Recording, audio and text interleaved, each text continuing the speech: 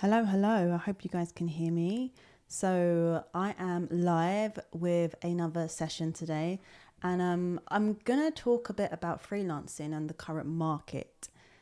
I did a live yesterday, and there was this lovely lady I was talking to that had lots of questions about freelancing, and I thought, you know what, let me just sort of pivot and talk a bit more about freelancing and the current market and how things are looking, because the truth of the matter is there are seasons every year where it is slow, right? Most of the time, that season is usually around January, February, so like the first quarter, right? Jan, February, then March, like things start to pick up. To be honest, normally in February things start to pick up, but I have noticed that things have been quite slow this year. So this is my 8th year freelancing, and I have definitely noticed this has been the most challenging year for freelancing. There is a few things that I've noticed. I've noticed that the market seems to be more and more saturated, and I I know why. It's very clear why, because people are starting to realize that there's not a lot of job security in their permanent jobs. You can be made redundant in a moment. You could be putting your whole life's effort into freelance, into working in a permanent job just for, you know, your job to be taken away from you at the end of the day. So it's just like, I feel like people are coming to a stage where they're realizing that there is more money in freelancing because you can make, you know, much more than your counterpart, as I've spoken about many times in other videos. And the cost of living is crazy nowadays. I mean, like, you go to the supermarket, what used to cost like, you know, £10, you're spending like double, triple that on like a few items. It's just like, and for me, one of the reasons why, I mean, to be fair, I kind of fell into freelancing. It wasn't like a purposeful, like, I'm going to freelance. It wasn't, I always knew that you could make more money. So I was just open to it. I was like, yeah, let's see where it goes. But then I started to obviously enjoy making more money. And there were certain things that I could, you know, buy and achieve in life that I couldn't if I was in a permanent job, right? And if you are able to work consistently and consistently be in a role as a freelancer, then you're making, you know, you can even make six figures. Like, you're making a decent amount of money, right? As your salary, and you're paying less tax. I've spoken about this in my other video that I spoke about ages ago. You're paying less tax, right? You pay, I don't know how it works for others, and if you run your freelance business through as a sole trader, but me, based in the UK, I run mine through a limited company, and the taxes that I pay, corporation tax, and my accountant deals all the other stuff, right? So, you know, you're paying less tax, okay? Like, that's just, so I'm taking home the majority of my money, especially because I'm working and choosing to work outside IR35, right? But the thing is, I think now IR35 came in to just completely mess us up, right? It's completely thrown everything out the bag now, because now, if you were freelancing, you were having to be very selective with what type of client you're taking on and what kind of freelance role you're taking on, right? So, for example, if you choose inside IR35, you're basically PAYE, you're on the payroll system. I don't know why, for me, why you would bother freelancing if you're inside IR35. You might get a bit more money than your counterpart. I did that once, right? I did a role, and I had to ask them and negotiate a day rate of 450. Was it 450? I can't remember now. I think it was 450, maybe a bit more, per day. I think I asked for 500, right? Because I wanted to match what I would make, you know, working outside IR35, right? And inside IR35, it's frustrating. I found it quite frustrating because I was still getting taxed, and I was still, you know, paying, you know, all the stuff that I have to pay as a PAYE. So it's just like, what's the benefit of me being inside? I mean, yeah, I got holiday pay. I didn't even realize I got holiday pay because I was so used to working outside I-35. I didn't even realize that I'd get holiday pay until I finished the role and they paid me holiday pay that I didn't take. So I was just like, was I just permanent for this space of time? It didn't really make sense to me to go inside IR35. I don't personally feel like you're operating as a a genuine business that way. It's just, if you're someone that likes to jump in and jump out and have, different experiences with different clients, for example, right? So I feel like if you're being very selective and you're focusing just on outside IR35 roles because you can make more money that way, that's great. And the money is more, there is more money in that outside IR35. I just think now a lot of people have realized this, and a lot of people are now jumping on it. And a lot of people think that I've seen a lot of posts on LinkedIn, and it's all about, freelancing now. People want to freelance. I've got people I speak to people quite regularly about freelancing, people who are just graduated from university that want to get into freelancing. And I just think it's getting more and more challenging nowadays. I wouldn't have said this a couple of years ago, to be honest with you. I'm saying it now. So I guess I wanted to do this live to talk about some ways and some tips and things that I've seen, right, on LinkedIn as to how people can shift from being a freelancer who's not in a contract and always struggling, or want to be freelancer and actually maybe just get some roles. So the first thing I wanted to talk about was I guess it's a bit of a mindset shift, right? So if you're freelancing, you have to see yourself as being a business owner. First of all, like, you have to incorporate that into the way you sell yourself. Okay, like you've chosen to freelance for a reason, right? So you're self-employed now. Okay, so you can't just be sitting on your hands and complaining that nothing's coming to you, right? You have to purpose to pursue the clients that you want to work with. You've got a purpose to, look for the roles. You have to, and I'm not saying that some people aren't doing it, because I know it's difficult. Some people are doing that. But I think now you have to have a bit more of a unique edge to you. And what I mean by that is you also need to be doing things that you might not have done before, doing things that might actually feel quite uncomfortable, such as posting on LinkedIn. Now, I know some of you guys are just like, I can't do it. Believe me, I felt that way many times, right? But I feel like now is the time where you have to be doing the things that the majority of the people aren't doing, right? So when I'm on LinkedIn, there are some freelancers. So let me just step back a bit. So I've connected with quite a number of freelancers, right? Just from posting, first of all. So people would see my posts, they would look at my profile, they would see my experience, and they would connect with me. Some people drop me a message, some people don't. I accept everyone, to be honest. If you link in with me, I'm not like, I don't know you personally, I'm not going to connect. I connect with everybody, right? You'll get people that connect with you. You can also connect with other freelancers, all right? And what happens is, if they see a post, a job role, they will like it. And I'm sure you guys already know this, and it will come up on your feed. So-and-so like this post. Oh, wow, this post is a freelance role. Most people like it, even if they're in a role, just because they know that their network might see it, and their network will want to apply for that role as well.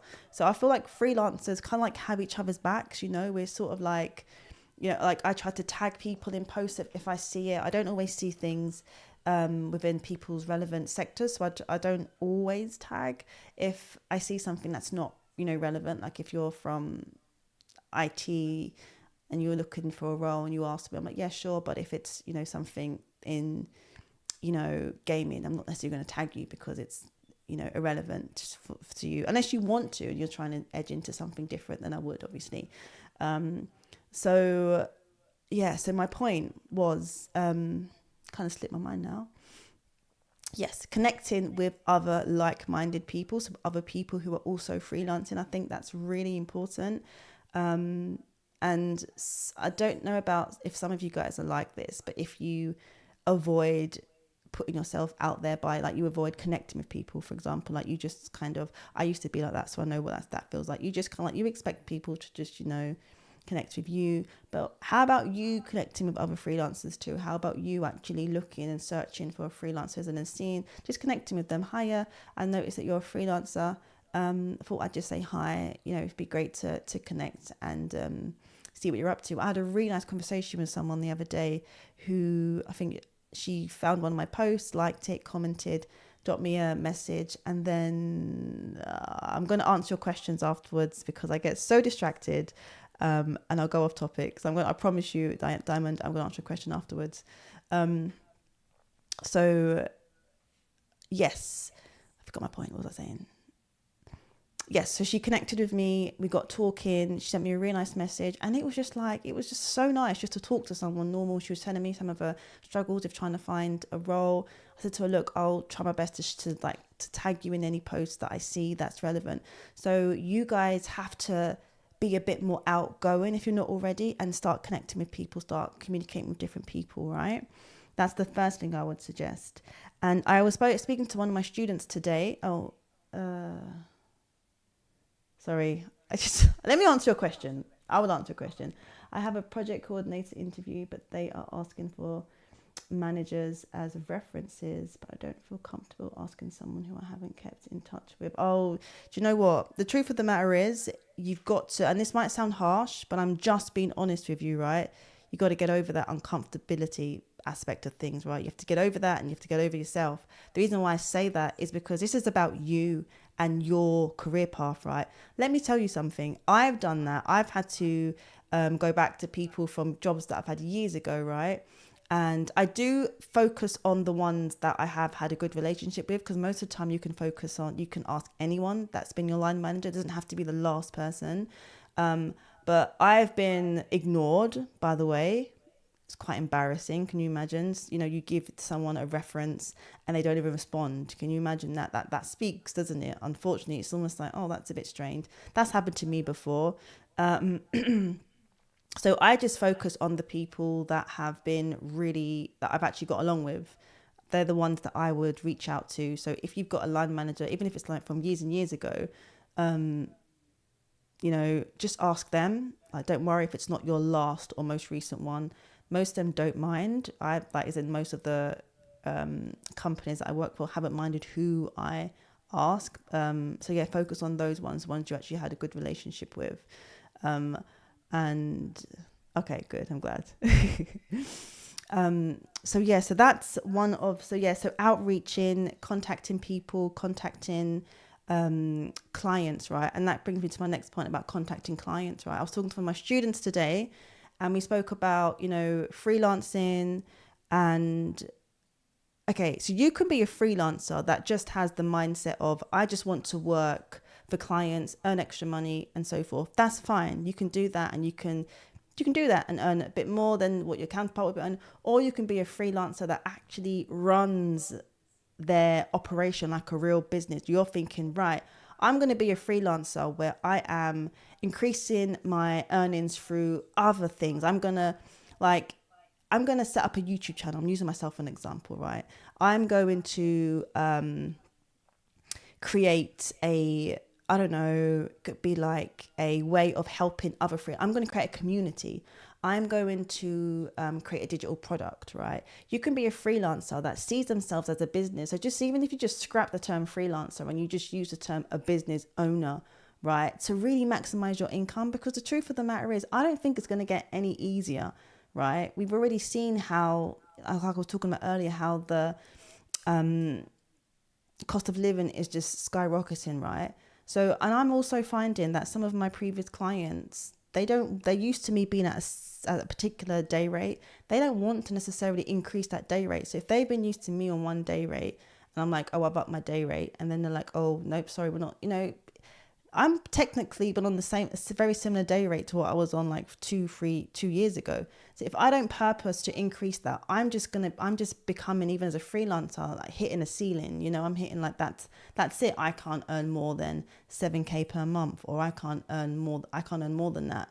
So and that can be quite scary as well, because then it's like, if you're, as cost of living increases, if you have more kids, I've got kids, 3 kids. I was freelancing when I had 0 kids, so it's just like, you have to increase and challenge your mindset to think bigger than freelancing, if that's the route you're going to go down. See yourself as a business owner and think to yourself, what other ways can I make money? And I know not everybody thinks like that. So that's the challenge as well. But I'm assuming if you've gone into freelancing, then you've gone into it because you do have a bit more of a, risk, appetite, and you are willing to take that risk to be to achieve more, right, than you would have achieved in a normal, permanent role. So I would 100% advise to shift your mindset and to see yourself as an actual business, where it's just like, okay, I'm going to expand what I do. I'm going to look into different ways that I can, make more money. And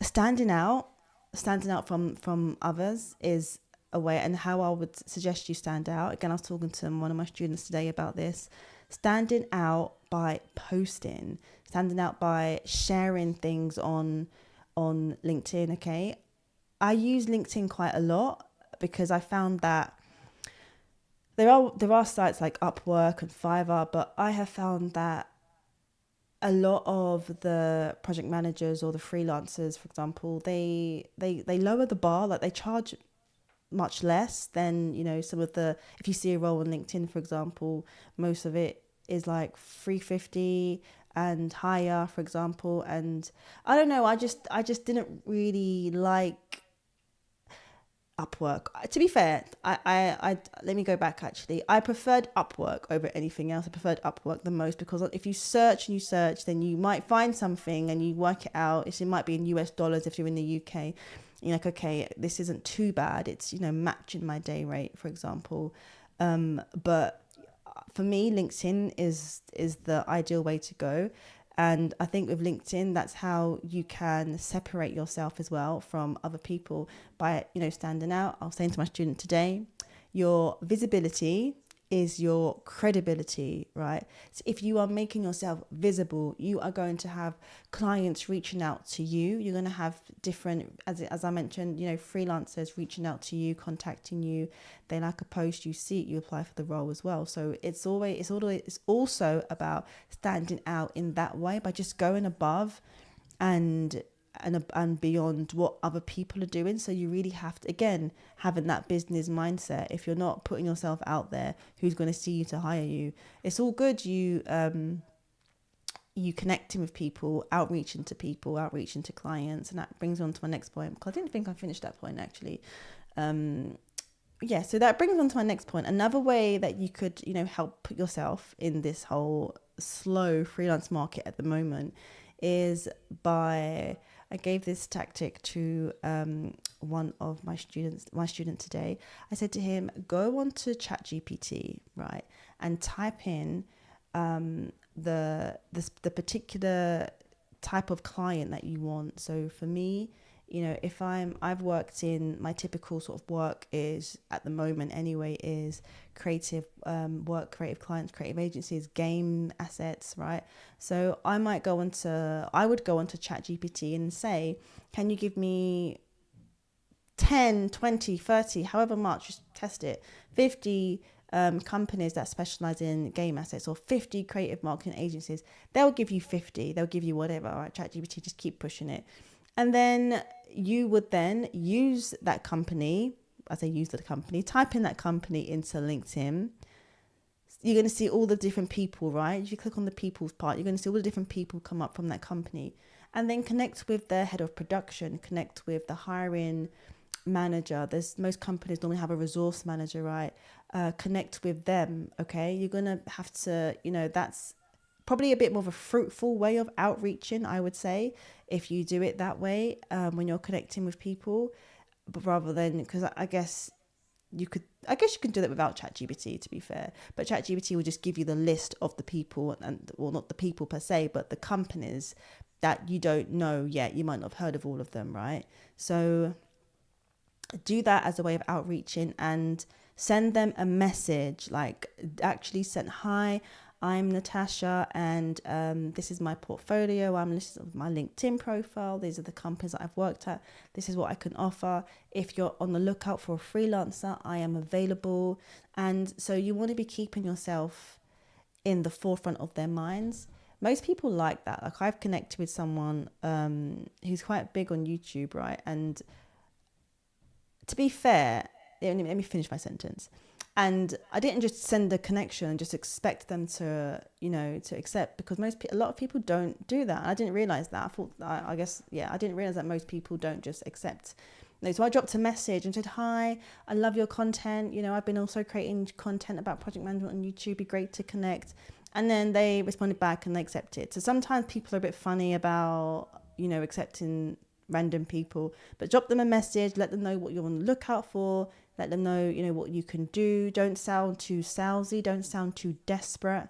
You don't want to sound desperate. Even if you are desperate, just don't sound it. And then see what happens from there. Let the relationship go, and do that every day. Like every single day, do that and get the list. Even if you're targeting 10 a day, 5 a day, keep renewing that list. Ask ChatGPT, give me all the companies, you can be specific as you want. You can ask them that specialize in remote roles, for example, that way, if that's what you're looking for. So yeah, really be specific and put yourself out there. What was I going to say next? And I guess for freelancers who are already freelancing and they've already got clients that they've, worked with before, continue to reach out to those clients, right? Just because, especially if you've developed a really good relationship with them, reach out to them again, tell them that you're on the lookout. They'll keep you in mind if, something comes up. Just don't kind of like see it as, oh, if I've already freelanced there before, that's my time, they're done. No, there's one of my clients that I've worked with on a number of occasions, and in the back there, I kind of in the back of mind, I guess rely on not rely on them per se, but I've always got them in the back of mind. Oh, I know that they could contact me at any moment. So it's just like I kind of rely on that in a way where it's just like they're always going to be there every year. At least one time for that year, they're going to ask me to come back. They're going to ask me, like, I know it. So when I came off maternity leave, or when I decided I was going to start looking, I just reached out to them and let them know that I was on the lookout now, and they've contacted me on a number of occasions. But it hasn't worked out each time, because then it's like, oh, we need you. Oh, it's okay. We can actually manage. We've got the capacity in-house. So it's like, no problem. And please don't get offended. The worst thing you want to do is get offended if you are rejected, or if you even see it as rejection. I try to not even see it as rejection. I try to see it as, it's not the right time, blah, blah, blah. And just maintain that professionalism, because they might say to you no now, but then in a couple of weeks time, oh my gosh, we just got this major project, and if you're just like offended and upset, then it's just going to make you look really unprofessional. Okay. And then what else was I going to say? Yeah, that was, yeah. And I was saying to somebody, if you're seeing that, I was saying to someone actually, like when you see a role on LinkedIn, for example, and then you see like 50 people have applied and it's got like 100 likes, so annoying. I know that feeling. It's so annoying, because what I normally do is I'm normally like, you know what, just forget that. And I don't want to tag someone, because I'm just like, oh, so many people applying.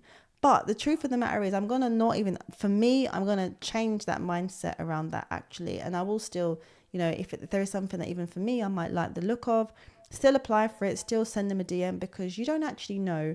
One of the things I found out recently is that a lot of the people that apply for roles don't even have the relevant experience. They don't have, what the hiring manager is actually looking for. So still apply, even if the role has been opened and it's like day 2 of seeing the post. It's been up for 48 hours, for example. Like actually still apply for it, still contact the hiring manager, still share your portfolio, because okay, they're looking for a freelancer now. They're going to look for one, they might be looking for one in a couple of months, next year, for example. You got to put yourself out there, okay? And yeah. And again, same way when I say putting yourself out there, it's all about you pushing yourself to the next level, right? So if you've done that, then okay, start maybe sharing a post. Like I said before, your visibility is also your credibility. So start sharing posts, because remember, not everyone is doing that. Not everyone is sharing anything. Most people, there's a bit of research that I found out, and it's like 1 billion members, 1 billion people on LinkedIn, right, all over the world. Okay, only 1% actually post content. So only 1% of those billion people are actually sharing things, right? So already you are giving yourself a bit more credibility. You're setting yourself up for other people to see you, to connect with you. So you're putting yourself out there. And for me, the way I see it is that's actually how a business should run. That's you marketing yourself. What do you think? What do you think should be included in the portfolio? I was going to showcase my skills using different PM softwares, or should I do a walkthrough? If you can do a walkthrough of a project, that would be awesome. I was talking to someone today, again, one of my students, and he said that he can't do that, right? And I get it, because if you're in a permanent position, it might be difficult to do that. But if you can do that, 100% do that. I haven't even done that. I'm not even going to lie. I haven't even done that at all yet. But it's something that I don't know why I haven't done that. I think sometimes you need someone to tell you to do it, or to push you in that direction.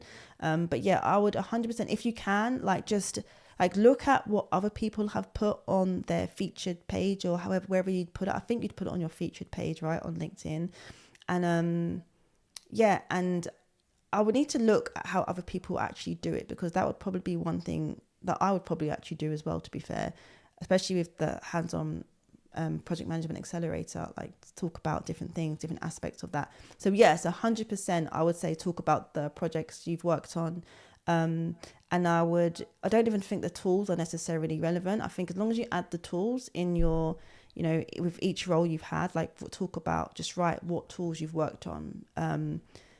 And if you get asked that question in an interview about the tools you've worked on, then I've noticed that a lot of the time it's a different tool. If you're going for a freelance role or whatever role, it's a different tool they might have. And you just, you can just say, I've used Trello, I use ClickUp, and I've used Notion. I'm a quick learner. That's how I'm able to, just jump into from one tool to the next kind of thing. So yes, I would definitely say focus on the projects that you've worked on. Yeah. And then just add the software to the actual organization, that part of your LinkedIn profile. That's what I do anyway.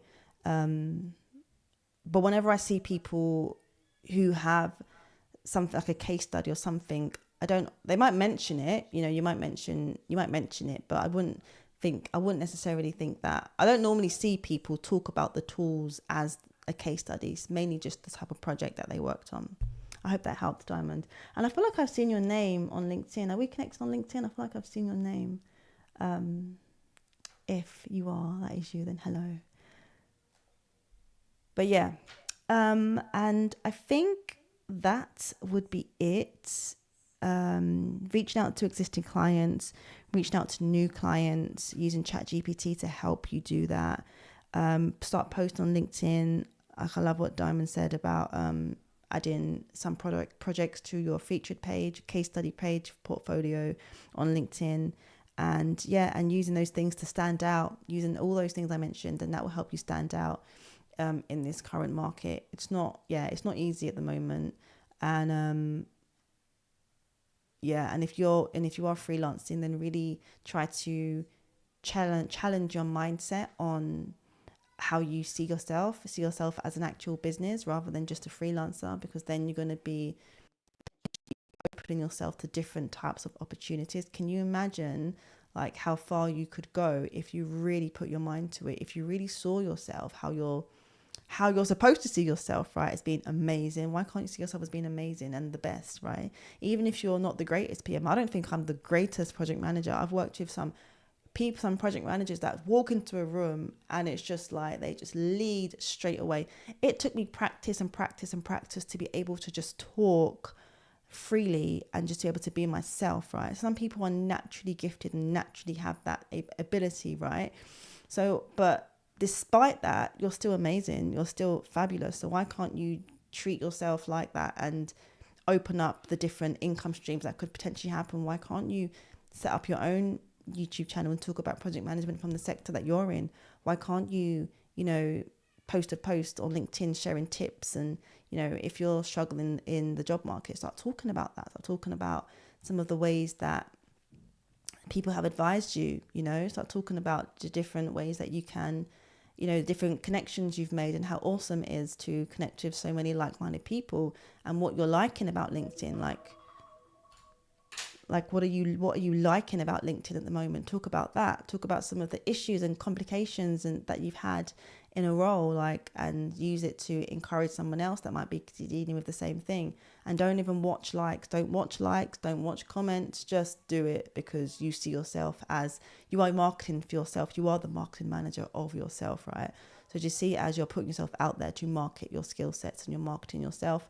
Because at the end of the day, no one's going to do it for you, right? You've got to do it yourself. And if you stepped into freelancing, you stepped into, the world of business and the world of self-employment.